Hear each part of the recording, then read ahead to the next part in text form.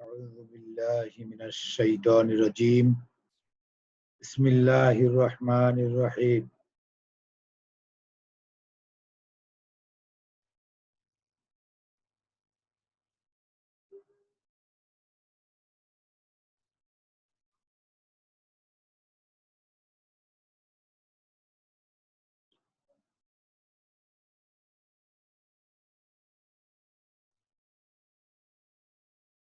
أعوذ بالله من الشيطان الرجيم بسم الله الرحمن الرحيم জাতীয় বিশ্ববিদ্যালয়ের অনলাইন ক্লাসে সকলকে স্বাগতম। করোনাকালীন শিক্ষা কার্যক্রম চলমান রাখার স্বার্থে জাতীয় বিশ্ববিদ্যালয়ের উদ্যোগে অনলাইন ক্লাসে আমি সংযুক্ত হতে পেরে আনন্দিত। সবাইকে স্বাস্থ্যবিধি মেনে চলার আহ্বান জানাচ্ছি এবং আজকে যারা আমার সাথে অত্র ক্লাসে সংযুক্ত হয়েছ তাদেরকে আমি ধন্যবাদ জানাই। তাদের উত্তরোত্তর শ্রীবৃদ্ধি কামনা করি। আজকে আমাদের আলোচনার সাবজেক্ট হচ্ছে ইসলামের ইতিহাস ও সংস্কৃতি। অনার্স চতুর্থ বর্ষ, কোর্স কোড 24-1601, কোর্সের নাম মুসলিম ইতিহাস তত্ত্ব, খিলাফত, ভারতের সুলতানি ও মুঘল আমল। আজকের লেকচার নাম্বার 7। আজকের আমার লেকচারের শিরোনাম পারসিক ইতিহাস চর্চার সূচনা। আমি শেখ জালালউদ্দিন, সহযোগী অধ্যাপক, সরকারি ব্রজলাল কলেজ, খুলনা। তোমরা জানো এই যে বৈশ্বিক মহামারী কোভিড-19 সারা বিশ্বকে নাড়িয়ে দিয়েছে। আমরা অনেক কিছু হারিয়েছি, কিন্তু আবার আমাদের প্রাপ্তিও যোগ হয়েছে, কম নয়। আমরা এতদিন পর্যন্ত প্রাতিষ্ঠানিক ক্লাস থেকে দূরে থাকার কারণে আমাদের অনেক ক্ষতি হয়েছে। সেই ক্ষতিকে পুষিয়ে দেওয়ার জন্য জাতীয় বিশ্ববিদ্যালয়ের এই মহতী উদ্যোগ, এই উদ্যোগকে সবাই আমরা স্বাগত জানাই এবং আমি এই উদ্যোগের সাথে সংযুক্ত হতে পেরেছি। এই জন্য আমি নিজেকে ভাগ্যবানও মনে করি। যারা অনলাইন ক্লাস সম্পর্কে কিছুই জানতো না, তারাও আজ অনলাইন ক্লাস সম্পর্কে অবহিত হচ্ছে। এটা আমাদের একটা প্রাপ্তি। বরং আমরা যে ডিজিটাল বাংলাদেশের মাননীয় প্রধানমন্ত্রীর সেই ডিজিটাল বাংলাদেশে পদার্পণের জায়গায় যে আমাদের গাফিলতি ছিল, সেই গাফিলতিটা কাটিয়ে উঠে বরং পূর্ণভাবে এর ভিতরে মনোনিবেশ করার সুযোগ সৃষ্টি হয়েছে। তো প্রিয় ছাত্রছাত্রীরা, আজকে আমাদের মূল আলোচনা পারসিক ইতিহাস চর্চার সূচনা। আমরা পারস্য সম্পর্কে যদি কিছু ধারণা দিতে চাই, তাহলে আমরা বলতে পারি যে মূলত পারস্য প্রাচীন ইতিহাসের পাতায় অত্যন্ত সমৃদ্ধশালী একটি রাষ্ট্র, সমৃদ্ধশালী এলাকা। যখন আরব দেশে জাহিলিয়াতের সয়লাব, অন্ধকারাচ্ছন্ন মানুষ, অন্ধকারাচ্ছন্ন পৃথিবী মানে এলাকা, কুসংস্কারাচ্ছন্ন আরব, সে সময় পারসিকরা কিন্তু জ্ঞান চর্চায়, সভ্যতায় অনেকটা এগিয়ে।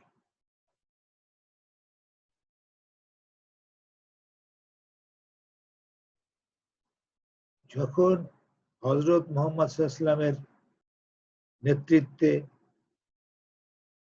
আরবে মুসলিম রাষ্ট্র সমৃদ্ধশালী হলো, ইসলামী রাষ্ট্র প্রতিষ্ঠিত হলো এবং এরপরে সাহাবায়ে কেরামের সময় এই পারস্য সাম্রাজ্য বিজয়ে সূচিত হলো। এবং আমরা জানি উমাইয়া আমলে পারস্য সাম্রাজ্য উমাইয়াদের শাসনে ছিল।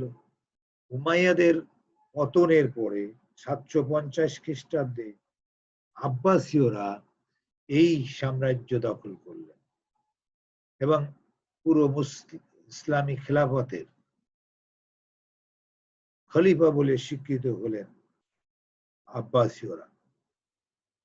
আব্বাসীয়রা ইতোপূর্বেকার রাজধানী উমাইয়াদের রাজধানী দামেস্ক পরিবর্তন করে তারা তখন পারসিক কেন্দ্রিক রাজধানী প্রতিষ্ঠিত করলো এবং তারা তখন এখান থেকে রাজধানী বাগদাদে স্থানান্তর করল। বাগদাদে রাজধানী স্থানান্তর করার পরে মূলত এই বাগদাদ কেন্দ্রিক প্রশাসন প্রতিষ্ঠিত হলো এবং স্বাভাবিকভাবেই এই পারস্যদের সহযোগিতায় একনিষ্ঠ সমর্থনে যেহেতু তারা আব্বাসীয় খেলাফত প্রতিষ্ঠিত করেছিলেন আবুল আব্বাস আস-সাপ্পার নেতৃত্বে, সেহেতু আবুল আব্বাস আস-সাপ্পা এই পারসিকদের অনেক ক্ষেত্রে তাদের প্রতিষ্ঠিত করেছেন, প্রাধান্য দিয়েছেন। এই প্রাধান্যের সূত্র ধরে পারসিকরা রাষ্ট্রীয় মর্যাদায় অধিষ্ঠিত হয়েছে। তারা মুসলিম খেলাফতের বড় বড় পদে অধিষ্ঠিত হয়েছে এবং তারা তাদের তাদের যে পারদর্শিতা সেটা তারা দেখাতে সক্ষম হয়েছে। ফলে ধীরে ধীরে আরব আব্বাসীয়রা যদিও তারা আরব ছিল, কিন্তু ধীরে ধীরে পারসিক প্রাধান্য বিস্তৃত হতে থাকলো তাদের খেলাফতের মধ্যে, তাদের শাসনের মধ্যে। ফলে পারসিকরা তাদের মতো করে তাদের আদলে রাষ্ট্র পরিচালনার ব্যবস্থা করল। এবং এইখানে এসে দেখা গেল যে আগে যে মুসলিম খেলাফতে কোনো উজিরের পদ ছিল না, এই সময় উজিরে আজমের পদ সৃষ্টি হলো। কারণ এটা প্রাচীন পাহলবিদের এই পদ্ধতিতে, রাষ্ট্রীয় পদ্ধতিতে উজির পদের সৃষ্টি ছিল। সেই সূত্র ধরে এখানে উজির পদের সৃষ্টি হলো এবং ফার্সি ভাষার গুরুত্ব বেড়ে গেল। কারণ পারসিকরা সেখানে ক্ষমতায় অধিষ্ঠিত হলো, তারা ক্ষমতায় প্রতিষ্ঠিত হয়ে তারা রাষ্ট্রের বিভিন্ন গুরুত্বপূর্ণ স্থানে তারা অধিষ্ঠিত হতে থাকলো এবং আরবি ভাষার সাথে সাথে ফার্সি ভাষারও গুরুত্ব বেড়ে গেল, যেহেতু তারা ফার্সি ভাষাভাষী ছিল অধিকাংশ লোক। এবং এই পারসিকদের অকুণ্ঠ সমর্থন যেহেতু তাদের উপরে ছিল আব্বাসীয়দের উপরে, সেহেতু আব্বাসীয়রাও তাদের প্রাধান্যতার স্বীকৃতি দিয়েছে। এবং আব্বাসীয়রা খিলাফতে অধিষ্ঠিত হওয়ার পরে পারসিকদের সাথে বৈবাহিক সম্পর্ক স্থাপিত হয়েছে। আরব পারসিক বৈবাহিক সম্পর্ক স্থাপনের কারণে পারসিকরা রাষ্ট্রীয় ক্ষমতায় প্রতিষ্ঠিত হওয়ার সুযোগ লাভ করেছে, রাষ্ট্রীয় বিভিন্ন পদে তারা অধিষ্ঠিত হওয়ার সুযোগ লাভ করেছে। এরপরে আমরা দেখি ফার্সি ভাষায় ইতিহাস চর্চা এবং অনুবাদ কার্য। মূলত আল তাবারি বিশ্ব ইতিহাস গ্রন্থ, আল তাবারির বিশ্ব ইতিহাস গ্রন্থ মূলত উজির আবু আলী বালামি কর্তৃক ফার্সি ভাষায় অনুবাদ করেছিল। এবং ফার্সিতে আঞ্চলিক ইতিহাস রচনার উদ্যোগ গৃহীত হয়েছিল। আবুল ফজল বাইহাকি ফার্সি ভাষায় নিরপেক্ষ ইতিহাস রচনা করেছেন। এছাড়া আমরা দেখি মালিক শাহের অজির নিজামুল মুলক, আলম আরসালানের উজির একই ব্যক্তি নিজামুল মুলক, তিনি তার প্রখ্যাত গ্রন্থ সিয়াসাতনামা ফার্সিতে লিখেছিলেন। ইলখানি আমল থেকে রাষ্ট্রভাষা ফার্সি হিসেবে স্বীকৃতি লাভ করেছে। আব্বাসীয়দের পতনের পরে 1258 খ্রিস্টাব্দে আব্বাসীয়দের পতনের পরে ইলখানিরা পারস্য দখল করেছিলেন এবং এই ইলখানিরা ফার্সি ভাষাকে রাষ্ট্রভাষা হিসেবে স্বীকৃতি দিয়েছিলেন। তাহলে দেখা যাচ্ছে যে ধীরে ধীরে আরবি ভাষার থেকে ফার্সি ভাষার দিকে মানুষ ধাবিত হতে শুরু করেছে, রাষ্ট্রীয় ভাবেও রাষ্ট্রীয় স্বীকৃতি পেয়েছে। আরবি তো আন্তর্জাতিক ভাষার স্বীকৃতি লাভ করেছে, কিন্তু ফার্সি ভাষা মূলত রাষ্ট্রভাষা হিসেবে স্বীকৃতি লাভ করেছিল এই সময়। এই পর্যায়ে তোমরা দেখতে পাচ্ছ একটি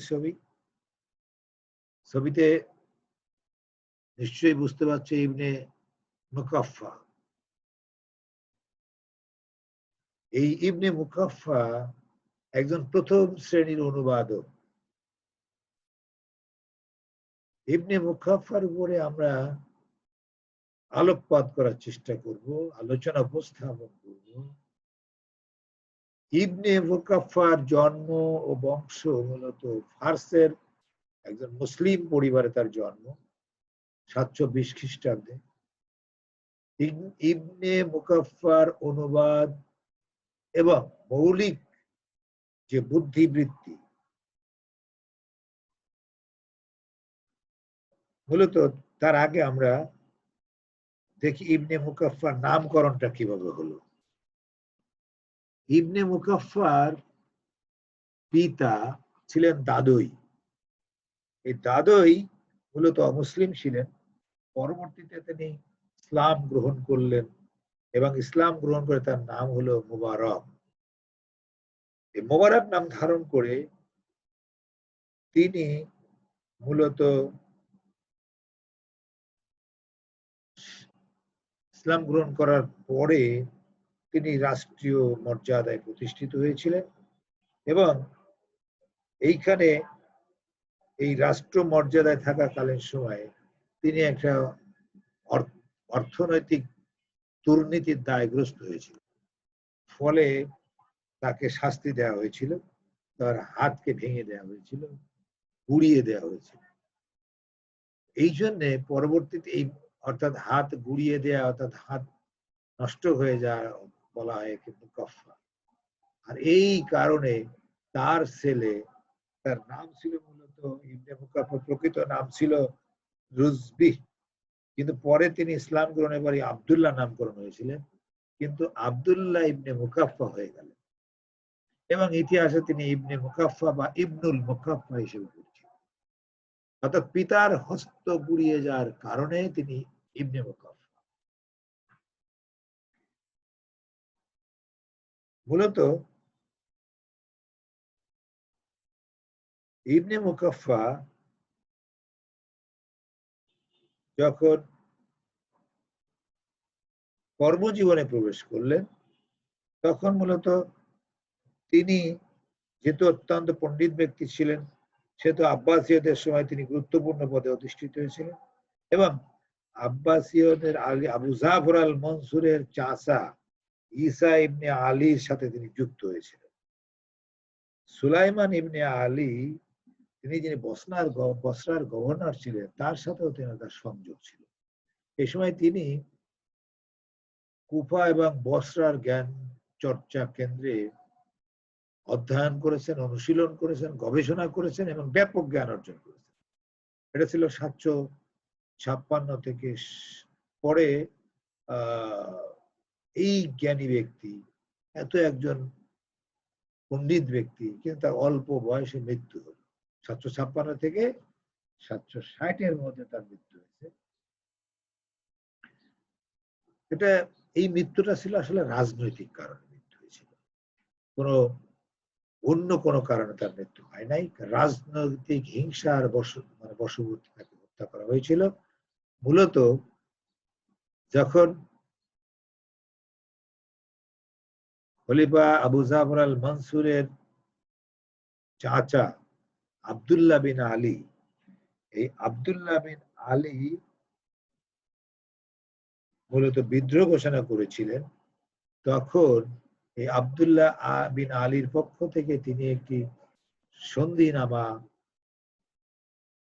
লিখেছিলেন, যেটায় খলিফা আবু জাফর আল মনসুর মনে করেছেন এটা আমার জন্য অপমানজনক, রাষ্ট্রের জন্য এটা বিদ্রোহাত্মক। এই জন্য পরবর্তীতে যখন ওই জায়গার বসরার সুলাইমানকে পরাজিত করা হলো, আব্দুল্লাহ বিন আলীকে পরাজিত করা হলো, এবং ওইখানে নতুন শাসক নিয়োগ দেওয়া হলো, এবং নতুন শাসক যে তাকে তখন নিজের বাসায় ডেকে হত্যা করে ফেললেন। এই নিতান্ত হিংসার বশবর্তী একজন উদীয়মান একজন পণ্ডিত ব্যক্তি, যিনি অল্প সময়ের মধ্যে মাত্র 36 বছর বয়সের মধ্যে তার জীবনের সমাপ্তি পাঠ ঘটে গেল, তিনি কিন্তু অল্প দিনের মধ্যে জ্ঞান বিজ্ঞানের কিন্তু অনেক অবদান রেখেছিলেন। তাহলে তিনি যদি বেঁচে থাকতে পারতেন তাহলে আরো অনেক উন্নয়ন করতো। ফার্সি ভাষা, ফার্সি সাহিত্যের, ফার্সি দর্শনের, ইতিহাসের বিভিন্ন শাখায় ব্যাপক উন্নয়ন করতে পারত। মূলত ইবনে মুকাফফা তার অনুবাদ এবং মৌলিক যে বুদ্ধিবৃত্তির কার্যক্রম চালনা করেছেন, 36 বছর বয়স মধ্যে তিনি জ্ঞান জগতের ব্যাপক সাড়া জাগিয়েছিলেন এবং প্রচুর অনুবাদ তিনি করেছেন। মূলত তিনি একজন অনুবাদক। মৌলিক গ্রন্থ রচনার তার কম ছিল, কিন্তু বহু গ্রন্থ তিনি ফার্সিতে অনুবাদ করেছেন, আরবিতে অনুবাদ করেছেন। মূলত তিনি একজন আরবি অনুবাদক ছিলেন, কিন্তু ফার্সি হয়েও কেন আরবি অনুবাদক হলেন?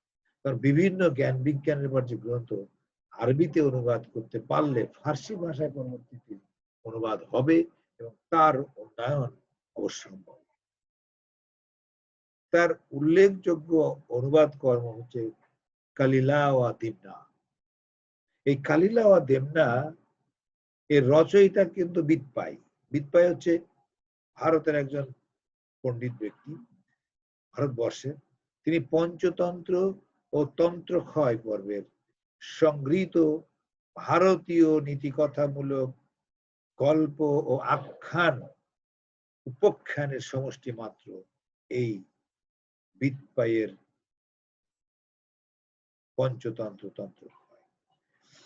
এই পারস্য সম্রাট খসরু আন শেরওয়ার সংস্কৃত থেকে পাহলবি ভাষায় এটা আবার অনুবাদ করেছিলেন।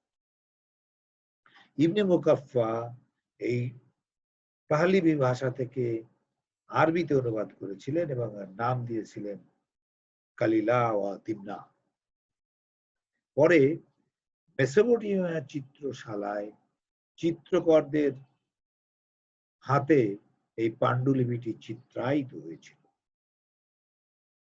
অন্যান্য গ্রন্থের মধ্যে ইবনে মুকাফফার খুদাইনামা, তাজনামা, আইননামা, আরব এগুলো অনুবাদ। এই তিনটি অনুবাদ। আইননামা মূলত প্রাচীন বা মধ্য প্রাচীন আইননামা হচ্ছে তোমার প্রাচীন ইরানের শাসকদের আইন কানুন, রীতিনীতি, হ্যাঁ, বিধি বিধান ইত্যাদি আইন নামায় সংযোজিত হয়েছে। খুদাই নামা হচ্ছে ইরানের ইতিহাস, ঐতিহ্য, সংস্কৃতি, রাষ্ট্রের বাদশাহ, রাজা, বাদশাহ, তার ইতিহাস, এগুলো খুদাই নামায়। এই সকল আরবি যে অনুবাদ, এই আরবি অনুবাদ থেকে মূলত পরবর্তীতে ইবনে কুতাইবা এবং সাইদ বিন আল বিত্রিক আল তাবারি তাদের বর্ণনায় কিন্তু এই ইবনে মুকাফফার, কালিলা ও দিমনার উদ্ধৃতি পাওয়া যায় এবং তাদের আলোচনায়, তাদের যে উপস্থাপনা, তাদের যে জ্ঞান চর্চায় এই কালিলা ও দিমনার ব্যাপক অনুসরণ দেখা যায়। তার দুটো মৌলিক গ্রন্থ, একটা হচ্ছে যে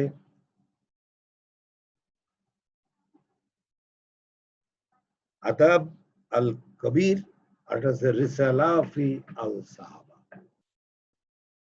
এই রিসালাতে মূলত তিনি শাসনের নাম উল্লেখ না করে, শাসকের নাম উল্লেখ না করে, তিনি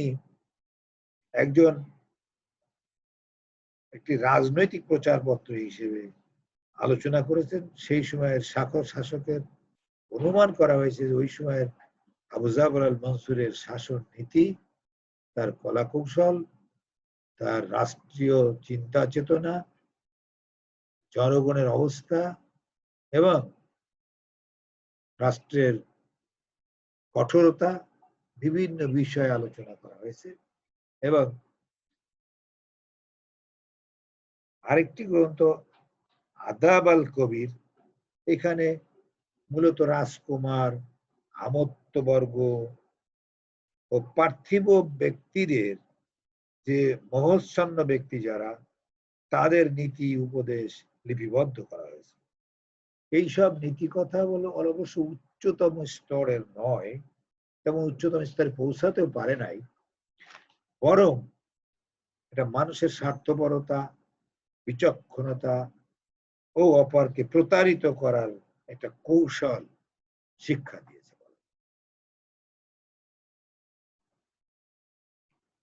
তারপরেও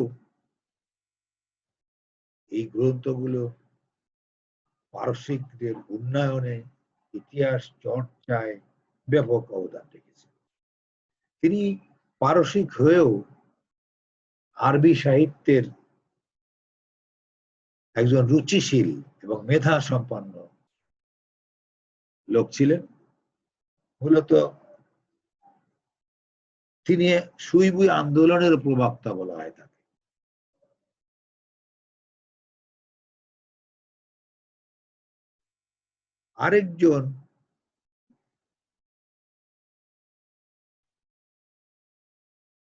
আরেকজন ঐতিহাসিক ব্যক্তিত্ব আল বাইহাকি। আমরা এখন বাইহাকির সম্পর্কে আলোচনা করব। আল বাইহাকির পূর্ণ নাম খাজা আবুল ফজল মোহাম্মদ বিন হাসান আল বাইহাকি। আল বাইহাকির জন্ম 996 খ্রিস্টাব্দে পারস্যের খোরাসানে এবং তার মৃত্যু সঠিক তথ্য না পাওয়া গেলেও যতদূর জানা যায় 1077 খ্রিস্টাব্দে তার মৃত্যু। আল বাইহাকির কর্মজীবন মূলত তিনি 19 বছর যাবৎ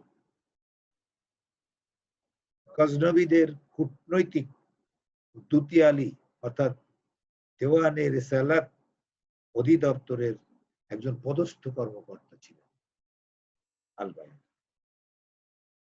আবু সাহল জুজানির শত্রুতার কারণে আল বাইহাকি এই গজনবীর এই যে দুতিয়ালির যে কর্মজীবন ইস্তফা দিলেন, চাকরি ছেড়ে দিলেন। পরে গজনবীদের শাসক আব্দুর রশিদ যখন ক্ষমতায় আসলেন, তখন তিনি 1044 খ্রিস্টাব্দে তাকে আবার ওই একই পদে বহাল করলেন। 1044 থেকে 1053 পর্যন্ত তিনি ওই পদে অধিষ্ঠিত ছিলেন। পরে এই গজনবীদের একজন শাসক তুগরল, বিদ্রোহী তুগরল ক্ষমতায় আসলেন। ক্ষমতায় এসে তিনি আগের শাসকদের যারা পদস্থ ব্যক্তিরা ছিলেন সবাইকে বন্দী করে ফেললেন। ফলে বাইহাকি একটি দুর্গে বন্দী হয়েছিলেন এবং পরবর্তীতে এই তুগরলের ক্ষমতা ছিল মাত্র 57 দিন। এই 57 দিন পরে তিনি আবার মুক্ত হলেন এবং এই সময় মূলত তিনি আবার ক্ষমতায় ওই পদে মানে চাকরিতে ফিরে আসলেন এবং দীর্ঘদিন তিনি সুলতান ফারুকজাদের মৃত্যুকাল পর্যন্ত তিনি ওই পদে চাকরি করেছেন। তিনি এই সময় রাষ্ট্রীয় বড় পদে থাকার কারণে আর্থিক সুবিধা পেয়েছেন। বিভিন্ন দপ্তরের সাথে, বিভিন্ন ব্যক্তিদের সাথে, রাষ্ট্রীয় অতিথিদের সাথে তার মেলামেশা হয়েছে, তার ভাব বিনিময় হয়েছে। তিনি দেশ বিদেশ ভ্রমণ করতে পেরেছেন এবং বিভিন্ন জ্ঞান সমৃদ্ধ হয়েছে। এই রাষ্ট্রীয় তত্ত্বাবধানে সুযোগ সুবিধার মধ্যে তিনি জ্ঞান অর্জন করেছেন। এই জ্ঞানকে তিনি কাজে লাগিয়েছেন। তিনি কি করেছেন? তিনি গ্রন্থ রচনায় প্রবৃত্ত হলেন। তিনি গজনবী বংশের তিনজন শাসকের রাজত্বকালের ঘটনাবলী লিপিবদ্ধ করলেন। এই তিনজন শাসকের মধ্যে একজন নাসির উদ্দিন সবুক্তগীর, সুলতান মাহমুদ এবং সুলতান মাহমুদের সময়ের ঘটনাবলীকে নিয়ে 30টি খণ্ডে বিভক্ত করলেন। প্রথম খণ্ড, এক এক খণ্ডের নাম এক এক রকম। এই সবগুলোকে খণ্ডকে মিলিয়ে যদি বলা যায় তাহলে সবগুলো খণ্ড হবে মুজাদ্দাতি বাইহাকি এবং এই নামটি বেশি গ্রহণযোগ্য হবে বলে প্রতীয়মান হয়। এটিতে দরবারি আচার আচরণ, নীতি নৈতিকতা, শাসন এবং দরবারের জীবন চরিত স্মৃতিচারণমূলক। আক্ষরিক অর্থে এই মুজাল্লাদাতি বাইহাকি কোনো রাজবংশ বা কোনো অঞ্চল বিশেষের ইতিহাস গ্রন্থ নয়। শুধুমাত্র সেই ইতিহাস নয়, এর সাথে সাথে এটা একটি তিনি নিজে একজন পারসিক হয়ে, দরবারের একজন উচ্চপদস্থ কর্মকর্তা হয়ে তার একটি অবলোকন করা, দরবারের বিভিন্ন আচার আচরণ, দরবারি জীবন, রীতিনীতি, শাসক শাসিতের সম্পর্ক, শাসকের জীবন আলেখ্য, অভ্যন্তরীণ বৈদেশিক সম্পর্ক এবং স্মৃতিচারণ গ্রন্থ, মেমোয়ের স্মৃতিচারণ গ্রন্থ। বাইহাকির এই যে গ্রন্থ মুজাল্লাদাত, এর বিশ্বস্ততা এবং গ্রহণযোগ্যতা কিন্তু অনেক বেশি ছিল।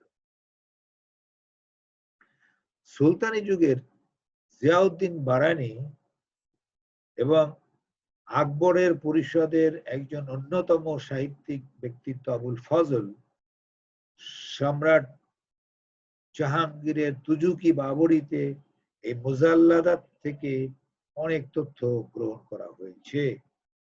বাইহাকি যেহেতু অনেক ঘটনা প্রত্যক্ষদর্শী ছিলেন, সেহেতু তিনি তার প্রত্যক্ষ দর্শনের সমষ্টি অর্থাৎ বিশ্বস্ত গ্রহণযোগ্য তথ্য এখানে তিনি উপস্থাপন করেছেন।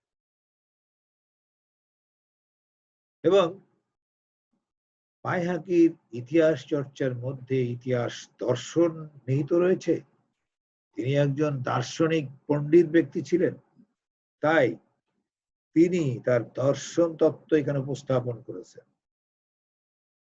দশম খণ্ডের শুরুতে, মুজাল্লাদাতের দশম খণ্ডের শুরুতে ইতিহাস ও ঐতিহাসিকের সম্পর্ক কিরূপ হওয়া উচিত সে বক্তব্য উপস্থাপন করেছেন এটি তার ইতিহাস দর্শন হিসেবে বিবেচিত হয়েছে।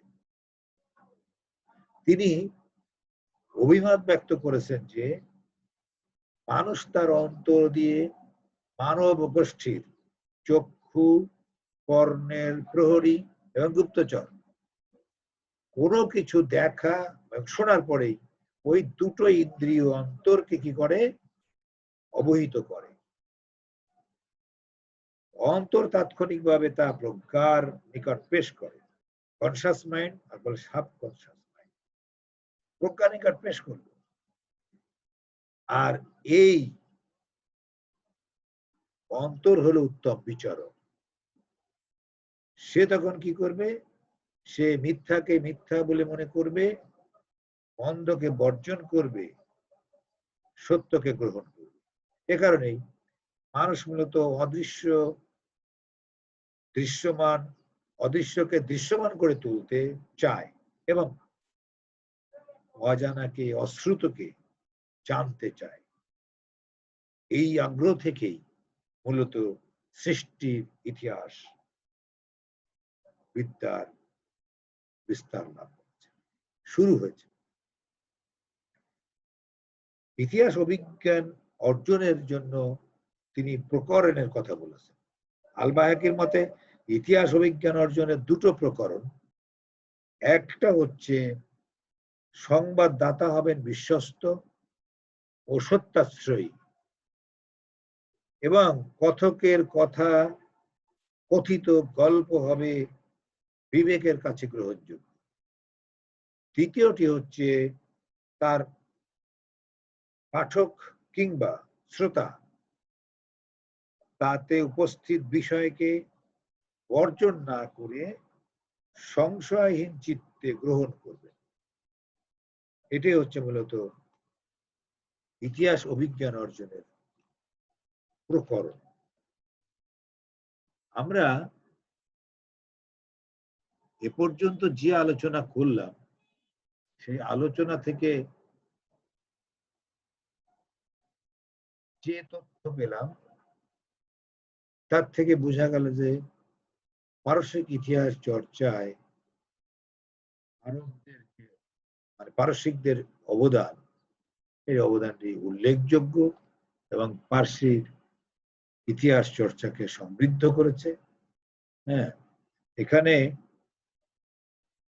মূলত এই সমৃদ্ধের